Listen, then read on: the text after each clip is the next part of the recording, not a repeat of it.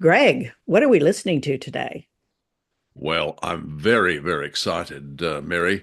Just imagine this. Tonight's radio play is about a group of Englishmen sailing to Australia, my island home, to start exciting new lives. Now, the fact that they're murderous convicts in prison below decks shouldn't detract from the fact it's going to be a wonderful voyage, I imagine. They're going to be deck games and cocktails at sunset. I imagine there will be. It's going to be fun. Let's go. You, finding life pretty dull? You, dreaming again of exotic places, wishing you were somewhere else? We offer you escape.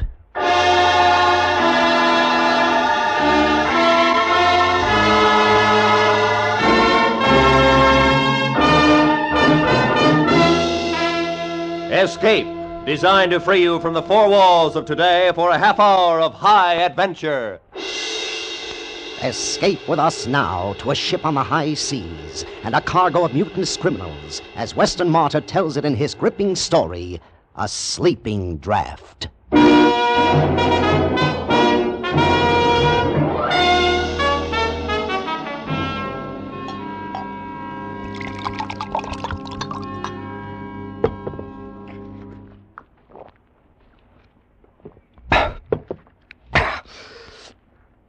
That helps. But it's like I say, you can't forget. You can never forget.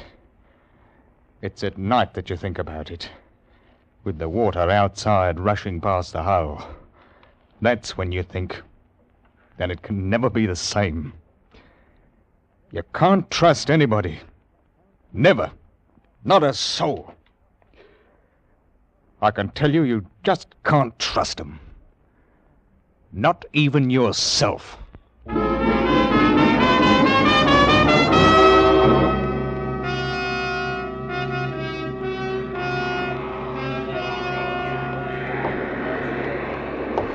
What is it, mister? Mr. Finch says he's ready to board, sir. Oh, he is, eh? All right, I'm not stopping him.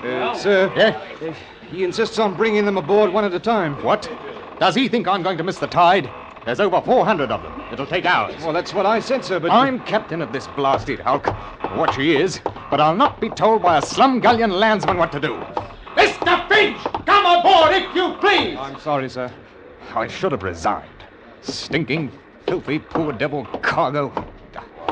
Everything I cockalorum, Captain? No, everything is not high cockalorum. What in blazes do you mean ordering my mate about? No offence intended. None taken, I hope. I want those scurvy wretches aboard now. All of them. You put them below and we'll weigh anchor. One at a time, sir. One at a time. We got to search them. Why didn't you do that before you took them out of jail? There's many a slip, Captain, if you know what I mean.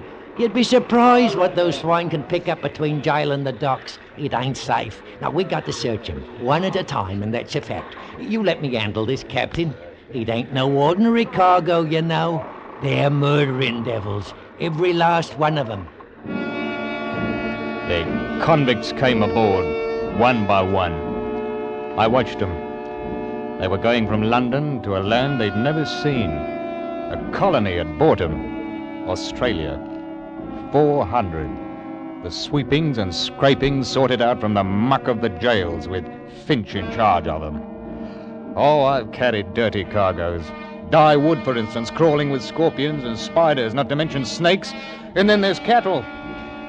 But this, weeks and months at sea with a human cargo who'd as soon cut your throat as spit. And what made it worse was, I felt sorry for the poor beggars. I watched them come aboard until there were 2 left. Name? Wilkes is the name. Search him. Take your bleeding hands off me. I ain't got nothing. I just stole my last farthing. Shut your jaw! That's enough, Finch. I won't have the cat used on my ship. They'll get enough of it where they're going. You're a trusting soul, you are, Captain. How would you like that between your ribs? A touch of the cat's a lot better than letting the swine bring a knife aboard, eh? Take 'em below. I said, all right. I don't know how they do it. Help me, I don't. You got to watch for them knives. Next! Right. Ooh, he is a terror. Look at the size of him. Dangerous swine. 3 murders in Australia. Escaped. He's in for it when he gets back. Name? Abbey, Jonathan Abbey. Abbey. Well, well. A gentleman in chains. I'm sorry, your worship. Forgive us for daring to lay hands on your highness. I'm sure as how you've been wrongly accused. That's enough, Finch. Search him. Then take him below. I want Mr. Jonathan Abbey shackled. He's a prize. We mustn't let anything happen to him.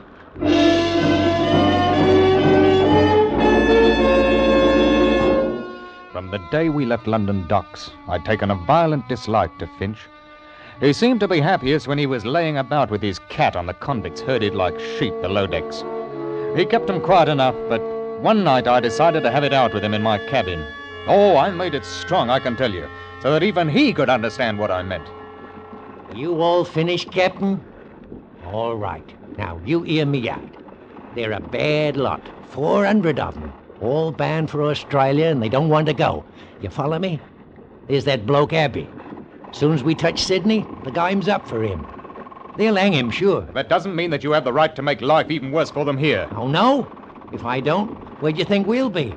You, me, your mates. And the crew, well, from what I've seen of them, they're not much better than what's below. You're doing a lot of jawing, mister. I am. What would you do if you were down there? I'll tell you. You'd get hold of the ship and clear out. That's what you'd do. And it'd be easy. They're locked in and we've got a guard. You don't know 'em like I do. There's another thing. When I searched 'em, there was 1 to 5 sovereigns stowed away on every man, earned or stolen. That'll come to over £1,000 by my figures. They're entitled to that money. It's little enough to take to a wild country. It's truth, but there's them down there what would slit the gullet of any man for 2 bob. And you asked me to be dainty with them. That's the way he talked to me. And I can tell you I didn't feel easy anymore. I did something I hadn't done for a long time. I brought 2 pistols out from ship's stores and kept them under my pillow.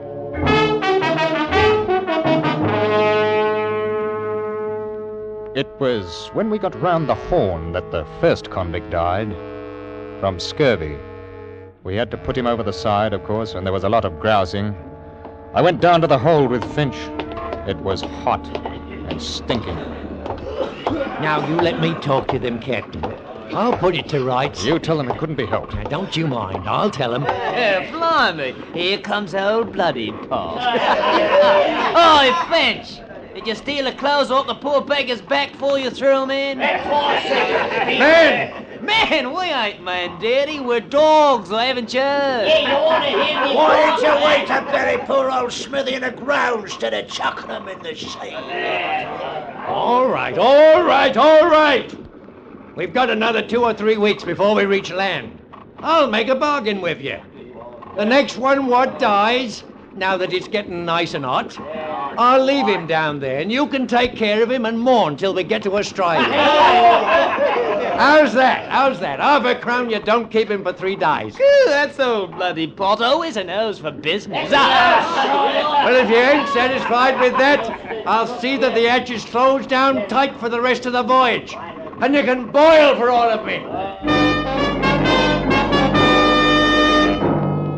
That seemed to settle it for a time.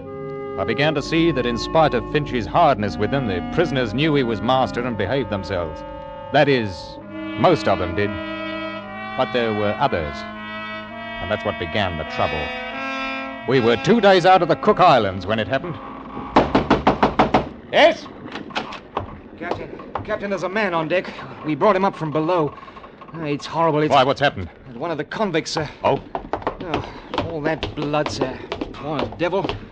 I tried to do something, but it was too late. By the time we got him up... Fight, eh? Yes, sir. Here we are, Captain. Mr. Darling ain't much of a surgeon, I must say. Well, I did what I could. He must have been dead before we got him up here. Why, he's been cut to pieces. Not half he ain't. How did it happen? Oh, I heard him shouting. When I went down in the hold, there he was, propped up like against the bars, with his arms through holding him up. He must have been dead. He must have been. Poor devil. Who, him? No, he's dead. There's others in for it, though. What do you mean?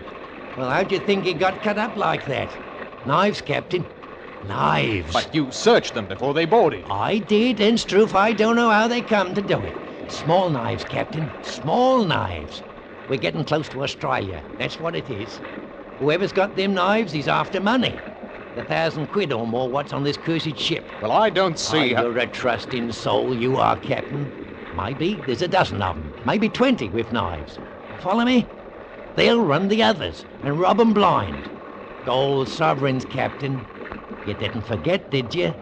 If anybody objects, cut him up in small pieces like him. We've got to go down there and put a stop to it. Yes, I don't think. How many guns you got aboard? 2 pistols and 4 muskets. That's a fat lot of good.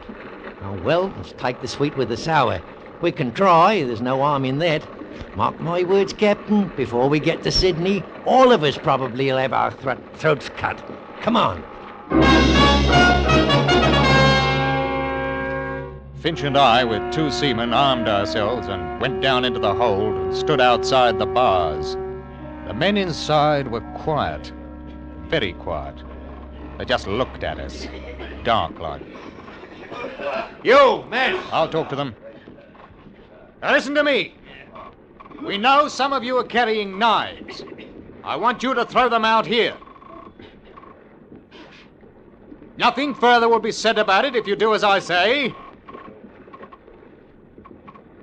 Well? Captain dear, my porridge wasn't hot enough this morning. And please, sir, can I have sugar in it tomorrow?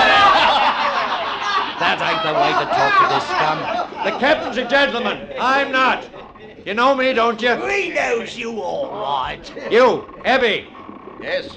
I've a mind you're the leader down here. Good old Abby. I'm flattered, Mr. Finch, but you forget I'm shackled to my bunk. You sorted that. You listen to me. I'm giving you till morning to throw them knives out here. Till morning. If every blasted one ain't out of your dirty hands, I'm going to have you flogged. Every ruddy one of you. 50 lashes. Do you hear me, Mr. Abbey? I'll think about it. Till morning. Then 50 lashes. You think about that, Mr. Abbey.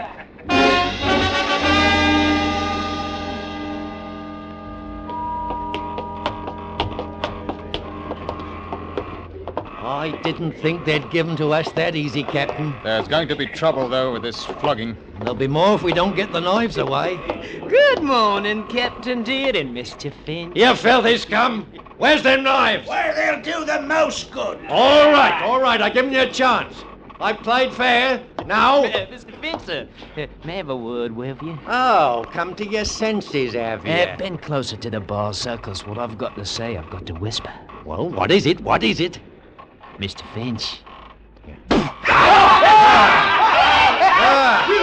that, 100 lashes. Wilkes, I'll take you first and handle the cat myself. Oh, no, sir. No, sir.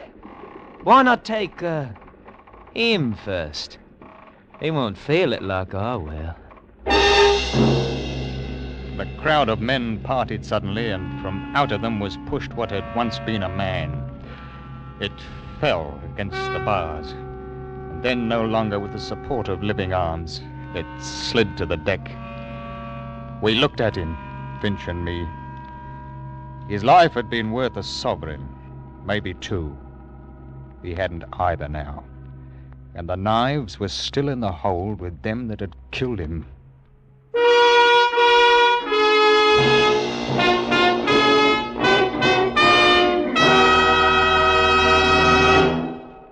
Tonight, some more of radio's greatest stars check in at CBS, the Star's address. The first you'll hear are Amos and Andy, who are going to be on hand with the Kingfish, Shorty the Barber, Algonquin J. Calhoun, and of course, Sapphire. Then, a little later, Red Skelton. With Joey Adams, Eve Arden, Jack Benny, and Corliss Archer already on hand, be sure you add Amos and Andy and Red Skelton to your Sunday night listening dates starting tonight over most of these same CBS stations. And now, we return you to Escape.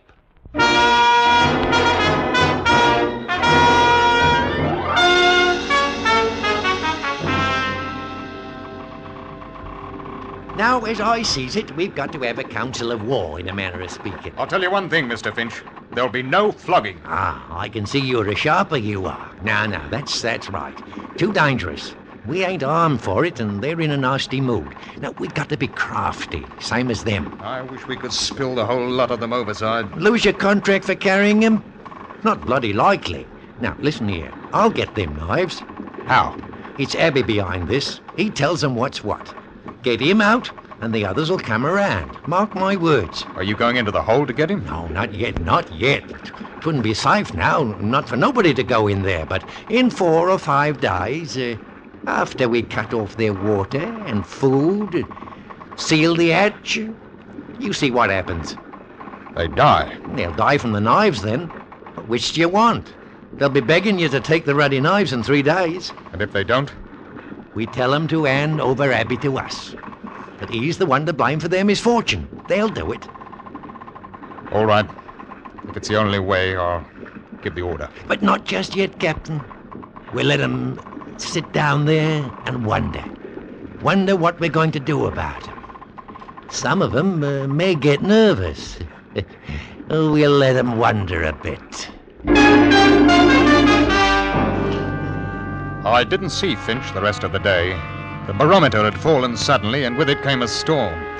I can tell you I had my hands full for the next 24 hours. There was no time to worry about what was going on in the hold of the ship, but I didn't think they'd have much stomach for knifing each other and killing. I was wrong. The next morning at breakfast, Finch didn't turn up. He didn't turn up at all. We searched the whole ship. And then I went down into the hold, and that's where he was. And he hadn't died quickly. Someone had held him against the bars, and the others had... He hadn't died quickly. Good morning, Captain. Present for you. Who did this? Who did it? I wouldn't waste sleep mourning him, Captain. He was a bully, and no better than us, except that he was outside. Abby, I thought you were shackled. I was, but Mr. Finch kindly supplied the key to unfasten me. You're going to pay for this. All of you. Now, where are the knives? They're in here, Captain. How'd you like to come in and get them? You'll pay for this! You're repeating yourself, Captain. Good morning.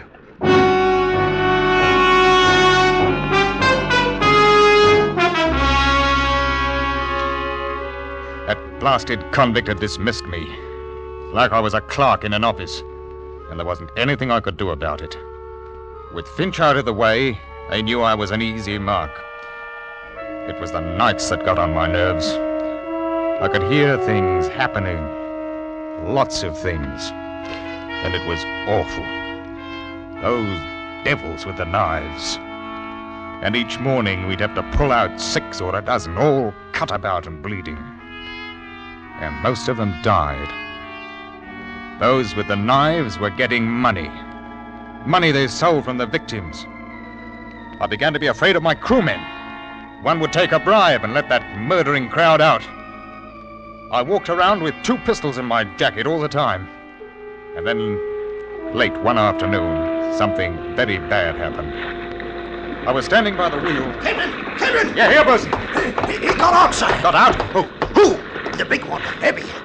2 of us were standing guard. We heard a scream. It was Abby. Said he'd been stabbed. Benson here opened the grill to get him in. Abby bashed him on the head and bolted. What about the others? I got the grill closed in time. They're safe enough. He must be somewhere on the ship, sir. Unless he went overboard. No, not that one. He's up to mischief. You take one of my pistols, mister. Aye, sir. You, bosun, pass out the muskets. I want every inch of this ship searched. If he puts up a fight, shoot him. Do you hear me? Shoot him!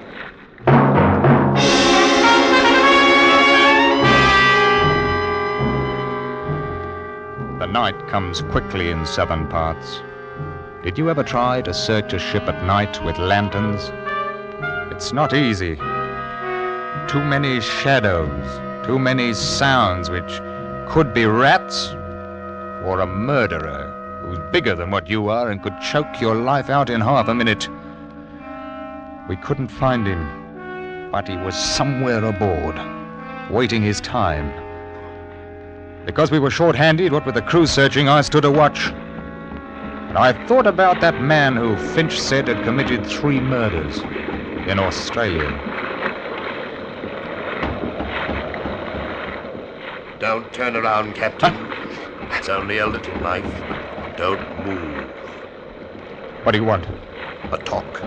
I've nothing to say to the likes of you. That may be, but I've an offer to make you. An offer? It's not safe here. One of your men will be along. Can we go to your cabin? Do you think I'd trust a man like you? Alone? You make it difficult for me. If someone comes, I may have to cut your throat. I'd as soon have it cut on deck. What do you want? All right. You know what I'm in for when we reach Sydney. Finch told me I've no pity for you. I'm not asking for pity. I have an offer to make. Then I can do no more than listen. The men below are planning to take the ship. I don't think they've got a chance, but they'll be killing. Those that have got the knives have got all the money, too. It's £1,200. I'm aware of that, mister. I can get the knives for you. Huh? All I want is the chance to get away before the ship docks. How do I know it's not a trick? Turn around, Captain. Huh? Here, my knife. Will that convince you? I'm unarmed. You must have a pistol. You can shoot me if you want.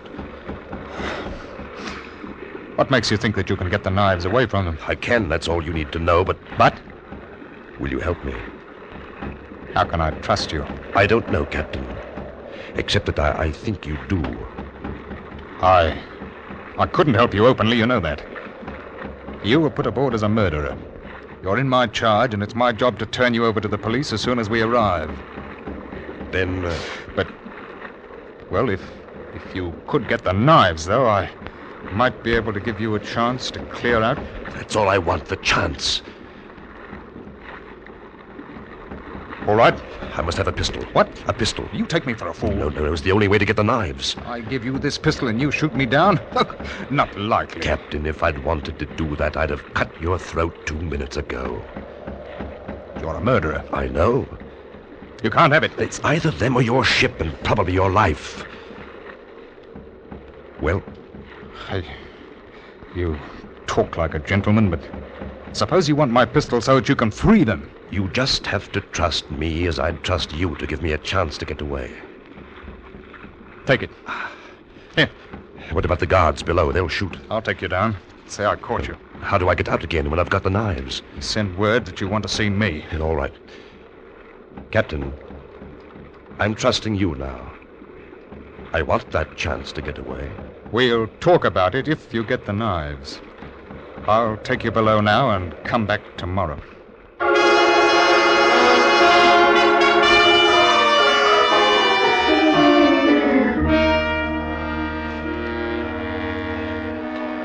Keep your voice low. They think I'm tricking you into making a bargain. They think I stole the pistols. I told them that I had to have the knives to make you believe that we wouldn't make trouble. I'd said that we'd take over the ship tonight. What do you want me to do? Leave me the key to the grill. I'll slip out tonight and bring you the knives. They'll want you to let them out, too. I won't. I'll lock it. How do I know you will? You don't. You'll have to trust me. Do they know about this plan? All except for the fact that I'm going to lock them in once I'm out. Give me the knives now. No. They'd know something was wrong. I'd never get out alive. Give me the key. All right. Here. Tonight.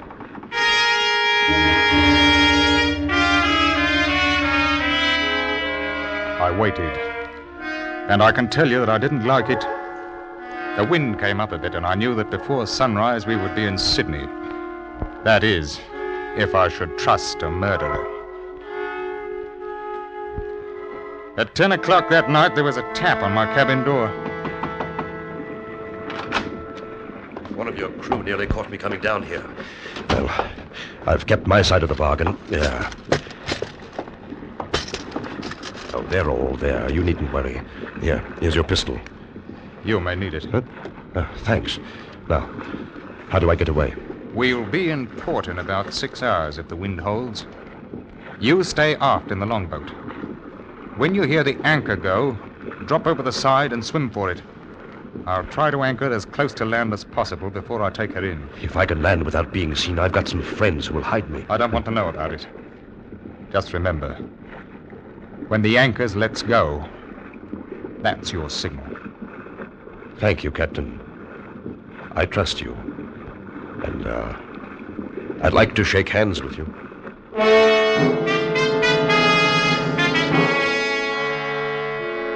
I took the hand of the murderer, and we shook hands like old friends. And then he was gone. 2 hours later, the wind went down, and in its place came fog. Thick, mucky fog. I had my hands full, what with danger from other ships and the blasted current that knocks you about off the harbor entrance. And by 3 o'clock, the fog had shut in properly, and the blessed tide ran us all over the place. It was proper dangerous, I can tell you. We were about 15 miles offshore, and I didn't like the looks of things. There's shoals thereabout, and I sent the mate for'ard to heave the lead. I got a proper start when I heard him sing out, "By the deep fog!" We'd got off course right enough, and at this rate, we'd shear the bottom clean off her. I saw it was high time to bring the ship up and wait until we could see something. Let go of the anchor! Let go of the anchor!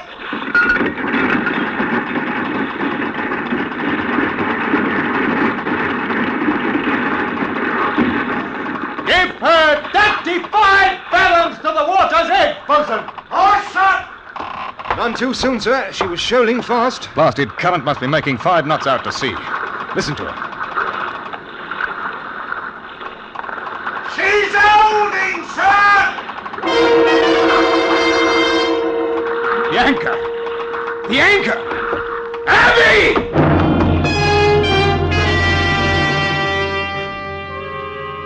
I went to the longboat. It was empty. He'd heard the signal as the anchor paid out. He couldn't see in the fog and had gone overboard into a 5-knot tide running straight out to sea, 15 miles from shore. He trusted me. That's why I tell you, you shouldn't trust anybody.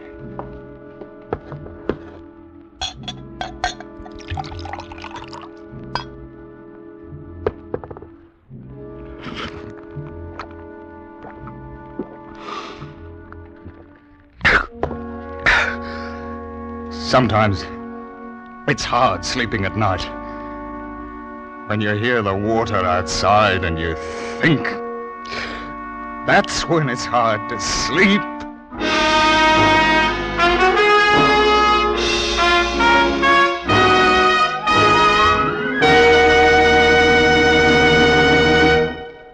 Escape is produced and directed by Norman MacDonald. Today we have brought you A Sleeping Draught by Weston Martyr, adapted for radio by Anthony Ellis, with Ben Wright starred as Captain Godfrey. Featured in the cast were John Dodsworth, Bruce Payne, Anthony Barrett, John Daner, and Lou Krugman. Special music was arranged and played by Ivan Ditmars. Next week, escape with us to a train rushing through a European night and a beautiful woman who demands your help. As Anthony Ellis tells it in his exciting story, Roulette.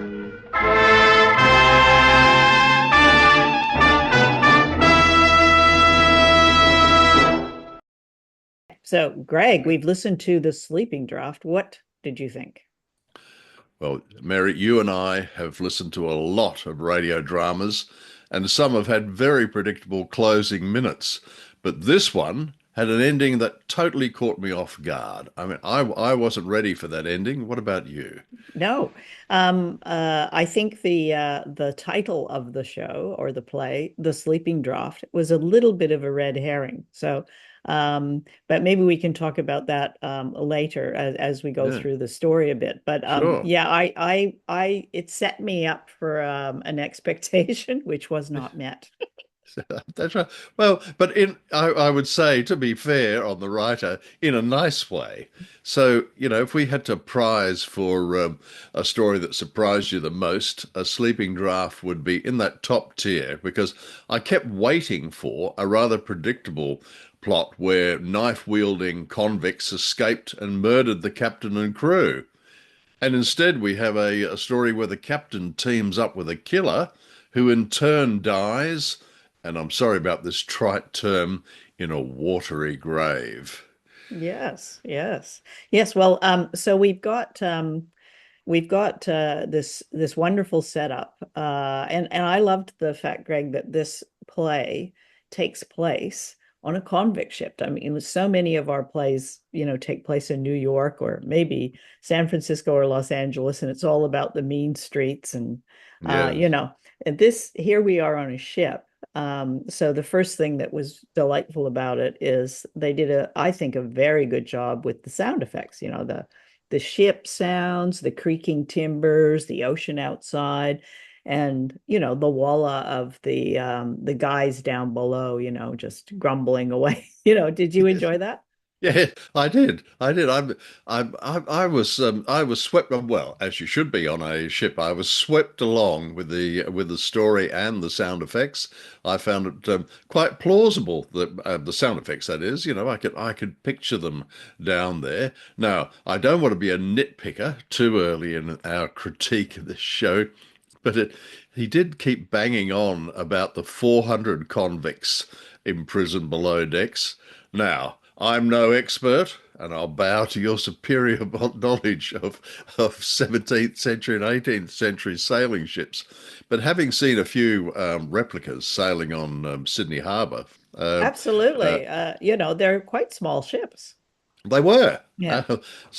Which is a bit of a surprise because the actual writer, the original writer of the short story, which appeared in a magazine a few years before the radio play came out in 1950, the writer was Weston Martyr, and he was a well-known sailor, a competitive sailor. And he'd been, as a boy, he left school and went to sea at 15 and was sailing square riggers and worked on steamers. And after World War One, he ran a steamship business in New York before he turned to writing, which, from my experience, means he made so much money in the steamship business he didn't have to worry about it as a writer. So, but you, but I did look up because I'm relentless in the research for our program about how many convicts you can get on board a sailing ship, or they had, and it seems around about the maximum is about 180, 200 is how many Yeah, that's what they I was thinking, about 200, and they would have been packed in like they, sardines. they would have been. Yeah. And so, but I wouldn't like to, as I said, be too nitpicking You about don't want to that. pick nits. No, No, no, no. well, there would have been a lot of them on board. I imagine. I don't think hygiene was necessarily a Oh, priority oh, on it a just sounds horrible. convict ship. So Uh, this writer is Weston Martyr. Wonderful name. yeah, Love that name. well, And the love. adaptation is by our friend Anthony Ellis, because he did the adaptation Yes, of the last Shiver Show, right? yeah, that's right. For Frankenstein, Yeah. Mary Shelley's a horror piece, and I thought it romped along. Yeah, I did. absolutely. Yeah. Yeah. I didn't have, but once again, and as I said, you'll never find me nitpicking. However, I don't know whether it was Anthony Ellis or Weston Martyr who wrote that line describing my beloved home, my beloved Australia, as a colony of boredom. That's that's a bit seems a bit rich. Very. I mean, the Yes, that's right. I mean, clearly this is a person who doesn't know how to find amusement, you know. Yeah, Yeah. I would. I realize that if you're being shipped out to Sydney, and let's say the early 1800s, well, I reckon boredom is going to be the least of your criminal problems. You gotta, Yeah. you know, Well, you're there's building all the sandstone mansions and yeah, yes, yeah. But yeah, we that should probably tell precise. the listeners, because some of them haven't been to Sydney, Mhm. how much infrastructure was made by convict labor. I mean, maybe Greg, do you mind just like quickly talking about that? Because this is Oh, even though you were born in Western Australia, you've been here many years, right? I have indeed. And of course, I'm banned from going back to West Australia, but we'll skip over that. Well, I'm glad you mentioned that because I still drive on roads which were originally constructed by less than enthusiastic convict labour. And, and also, and let me tell you, in summertime, it is one hot, two humid, and it can be wet as well. So these poor blighters are out there digging, particularly into the sandstone in Sydney is gorgeous, It drop dead is. gorgeous sandstone. But you wouldn't necessarily want to be in early January chopping blocks of this stuff like some slave labor trying to build a pyramid Yeah. and making mansions for the toffs. Yeah, However, that's there right. are roads that I still drive on, the Great Northern Road, for example, which were constructed by convict labor, as I said. Um, Now, speaking of American, I'll just ask you, as somebody who comes from North America, that I was reminded by this story that the reason why Australia, and particularly Sydney, was founded at the time it was, kicked off, it was because of the Americans and the American War of Independence, when basically the people that I like to warmly think of as the Yanks decided in regards to convicts, nope, sod that, we won the War of Independence. And September 1783, I think it was. And so they said no more convicts. And so the British had to find a place to dump their criminals, and they chose Sydney. Yeah, they Uh, were se- also, I think they were also trying to establish a footprint in opposition to the French, who were also looking to colonize the continent of Australia. So they wanted to establish settlements and put a footprint down so that it didn't become a French colony. So there was that going on too. Indeed. And in regards to choosing Australia rather than, since the Americans said, no, you can't have we're not going to take any of your crooks anymore, why didn't the British send them to Canada? Oh, God, surely more logical. I don't No? think Canada was ever all that interested in slaves. So, and let's face it, that's what we're talking about here. And indeed, they were convict slave labor. Yeah, Um, yeah. but interestingly enough, I was thinking, so we had 850. This is the first fleet coming to Australia, and it was 1788. There's 850 convicts on 9 transport ships, plus a couple of other smaller boats, naval boats to protect those ships. And from what I don't know, I'm not certain the French would necessarily want to have all those British convicts. Nevertheless, can you imagine these poor convicts? They're below decks, and they thought we could have been shipped to Maryland or Virginia, and instead we're heading for this hellscape on the other side of the world. Yep, Uh, yep. Although, I think they probably had other things on their mind other than whether, whether it was boring or hot. Yeah, that's right. Yeah. Hot. Oh, well, and speaking of jamming 400 people together and transporting them from Sydney to Australia, and I thought, so it would be uncomfortable. The food would have been terrible, right? And then you're all jammed together. So not dissimilar to flying in economy class or coach class from from London to Sydney. Yeah, I Uh, mean you're not likely to get scurvy on an economy flight, but True, every other true, aspect is exactly the same, true. including Uh, including probably hidden knives. yes. Now, Greg, can we come back to this wonderful cast? Because Oh, I would yes. love to talk Oh, are about we drifting off topic? Yes. perhaps. I mean, the convict aspect of it is really interesting. I'd like to come back to it, but Yeah. yeah, let's hit these wonderful actors. So we've got Yeah. I thought Captain Gore, who was played by Ben Wright, Yeah. was really wonderful. And as was John Dodsworth as Jonathan Abbey, the sort of gentleman Yeah. convict. I think those Yeah. two Indeed. were a standout. So I looked up Ben Wright. Did you check him out? I did, Yeah. but you What go, did you you go, find? no, Oh, you go first because we okay. found the So, same thing, which oh, was okay. fascinating. Fascinating. Yes, yes. So Ben Wright, English actor, Um, he was, I suppose, what he's best known for is playing Herr Zeller in The Sound of Mm, Music. that's right. So he was the sort What a of shock. enthusiastic Nazi who was who was trying to get von Trapp to put a swastika flag on his house, right? Yeah. Yeah. And yeah, and kept turning up and trying to make sure everybody was being appropriately enthusiastic about the Fuhrer. So that was a surprise, I thought. Yeah. And what about John Dodsworth? What did you find out about him? Okay, so John Dodsworth, also a British actor, and he's obviously he's the gentleman convict in this, the one Yeah. who took the unfortunate swim at the end. Yes, yes. So the only thing I could find out about him, I couldn't even get a proper image of him, a photograph of him that was unambiguously this person. But I did find I couldn't find a photo, but I did find that he was in the TV series Jungle Jim with Johnny Weissmuller. Oh, cool. TV series. I think he had one role in there. Johnny Weissmuller was Tarzan, of course, right? He did. Yes, Yeah. indeed. Yeah.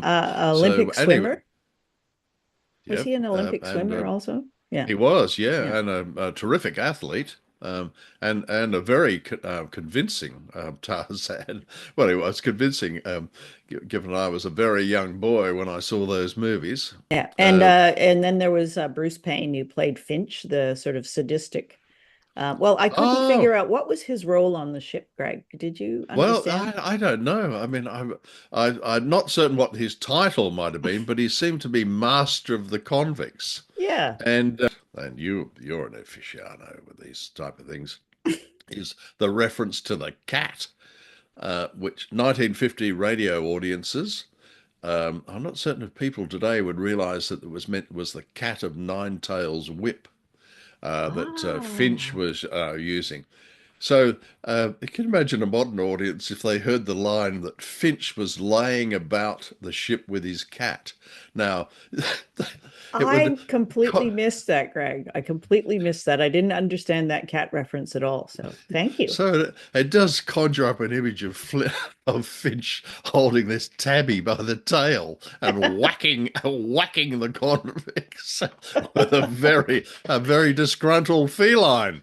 But no, Yeah. it was a whip with 9 leather lashes on it. Wow, that's cool. Wow. Well, so coming back to this title, because I think we Yeah. can talk Oh about yes, it now. we can. So when I heard that title, The Sleeping Draught, I was assuming that Abby, the gentleman convict, Yeah. because he proposed that he was going to get all the knives from the other convicts, and then he would be able to get back out and escape. So Escape. I Yeah. assumed that the sleeping draft, he was going to put all of the convicts to sleep, like he was going to put some kind of sleeping concoction into their water or something and knock them all out so that Yeah. he could get away. So I was not expecting to me it was a complete red herring. I was really off track on that. Did you? A similar idea in that I thought that the gentleman convict was perhaps going to drug somebody, but I thought he might have actually been drugging the captain, uh, Ah, and then then become very mischievous and allow the other convicts to escape. But certainly I had no idea that it was the captain whose conscience made him take that sleeping draught each night, yeah, because which he sips at the beginning. Then you he was, realize, oh, okay, well. that's what that's all about. Well, sips in inverted commas. He sounded like sounded like me with a glass of Irish whiskey. Yeah, Glug glug that was glug. actually a good sound effect, that gulping. Yeah, yeah, Yeah. yeah. Glug glug glug glug glug. That's me. It was, but it was a fun tale. It was different setting. The acting was good. As you said, what was that word you used to describe the sound effects of a lot of people Oh, talking? yeah, it's called Walla. Walla. Voila. That's Yeah. right. You've mentioned that in the past. Yeah. Yes. No. Yeah, it is quite. Do you imagine they're all sitting around the sound studio, all going? Blah, blah, blah, blah, blah, blah, blah. Is that how it works? Yeah, they do give them something to say, but they all Oh, have initially. So there's quite a background to Walla, actually, believe it or not. yeah. No, happy to hear it. Initially, they used to, if they wanted to get an excited crowd sound, they'd give them the something to say, and they'd all say the same thing, like "Hail Caesar" or something. All And right. rhubarb is obviously a Yep. good one too, right? If you've got, but Yeah. then they realize it's actually better to give people different things to say because you still you go, are those people all saying rhubarb? Yes, a Because rhubarb, you pick it rhubarb, up. rhubarb, Yeah, yeah, rhubarb, rhubarb, rhubarb. exactly. Uh, You're a natural at this, Greg. yeah, You that's totally. actually this could be indeed. This could be a new career. Pitching my Walla pitching. Meister.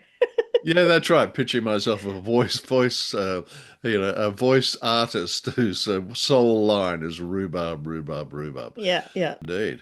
Well, so on the convict thing, I Yep, also wanted to just clear the air on that a little bit too, yep, yep. because Greg and I, listeners, both live in Sydney, Australia, and I Mhm. came here at the age of 37, so I've been here for a while, but not as long Oh, as get you, away. Greg, right? What? So that what's that? 18 months, Mary? Is it? Yes. But I'm very interested in the convict history, and I thought this play, to be honest, was quite misleading about convicts generally. So I wanted to just clear the air. Um, Convicts were transported for very petty crimes. So there was an enormous number of crimes, and the number was 222, in fact, that carried the death penalty back when this transportation was going on. So you could get hanged or put to death for cutting down a tree, or stealing a rabbit from a hutch. So these all carried the death penalty. They did not transport people to put them to death in Australia. Why on earth would they do that, right? So this notion that the gentleman convict was being transported to Australia to be hanged, is just kind of not right. The British justice system in the well, let's say it's the the early 1800s, not exactly sentimental. No. They could have done that quite easily in one of their jails or from a nearby tree or whatever. It happens Yes. to be at Yeah. Highburn, I believe, is one of the favourite places to hang people. So Yes. they're not going to ship them out to Australia. There was a lot of petty crime, so not as if these people were, serial killers, for example. It's more likely that they would have been pickpockets or, perhaps stolen something from one of their employers or something like a loaf of bread to feed the family. Uh, Exactly. it's Yeah. not that they're all armed to the teeth with knives. Actually, speaking of armed to the teeth with knives, now Finch's job was to frisk all those people getting on board the boat one by one. And nevertheless, he did such a bad job at it. They're all these people. It was like some sort of vast cutlery drawer down there. These people had knives to spare. Yeah. So perhaps the listeners might like to cover their ears for a moment. But I'm just wondering, where did they hide those flipping Yeah. weapons? Well, I Yes, do if think they used to sew Finch them couldn't into find their them. clothes. They did actually used to sew them into the, Ah, yeah. Yeah. oh, sorry, pardon me, Mary. I'm crying with laughter here, but that is, that's a far more savoury thought. Yeah. Oh, Yeah. No. excellent, excellent. But but yeah, so I think we need to clear the air. These guys, I mean the story's great. We love it. But the reality is when they were transporting convicts, they tended to be for petty crimes of theft, certainly No, not a death penalty. no, And there were 162,000 convicts transported to Australia over that yes, period of time, the 60 years that quite they were true. doing it, or 80 years, Mm, pardon me. And it's estimated that of the 22 million people in Australia today, that yeah, 4 million of them have convict heritage. So well, right. I've got a question for you, Greg. Yes, indeed, Do Mary. you have any convict heritage? No, I don't. In my case, my background, hence my name being Flynn, is Irish. So my grandfather was an Irish doctor from Dublin. So he came out and settled in West Australia. And prior to that, on my mother's side of the family, they came out from England on the first fleet to the first ship to Perth, and my great whatever grandfather was an English soldier, Hmm. um, uh, who was, but they didn't have convicts. The West Australians didn't need them at the time. Hmm. Um, so it was a different setup than Sydney. Yeah, yeah, it was But more on the East Coast or Tasmania, right? Yeah. yeah, Yeah, it was, that's correct. That's yeah. correct. Yes. So, but I think is it fair to say also that although those convicts may have been ashamed of their past back in that day, that in today's time, people are quite proud of their convict past if they have it. Would you agree with that, Greg? I certainly would. And Yeah. I think that comes back to your point. It's not as if the convicts were serial killers, or anything particularly unsavory. Most of them had committed mere petty crimes, Petty crimes because of poverty. indeed driven by poverty. Yeah, yeah. So, but sadly, I can't claim any convict heritage. No. Although So I've certainly so I guess the moral of this story is if you're going to swim to shore, make sure you're close to it. Would you agree with that? I say that the lesson we've learnt from the Sleeping Draught is that no good deed goes unpunished. And so the next time that a killer wants to shake my hand and then tries to escape, jumping over the side of the ship, I'll tell him to look before he leaps. Because, as you pointed out, that boy was a long way out. Oh, But yeah. That was a bit sad. I really did actually feel for the guy. I thought, oh, we Greg and I both know what the coastline of Australia is like. and if he was swept out to sea and heading towards New Zealand, I guess that's a long. He'd be bobbing in the Tasman for some Yeah. time, And and then of course, it's not going to be relaxing like in the film Finding Nemo, where they're no, all just no, cruising along. I think there'd be quite a few white pointer sharks and others out there who'd be quite happy to have a nibble. Yeah.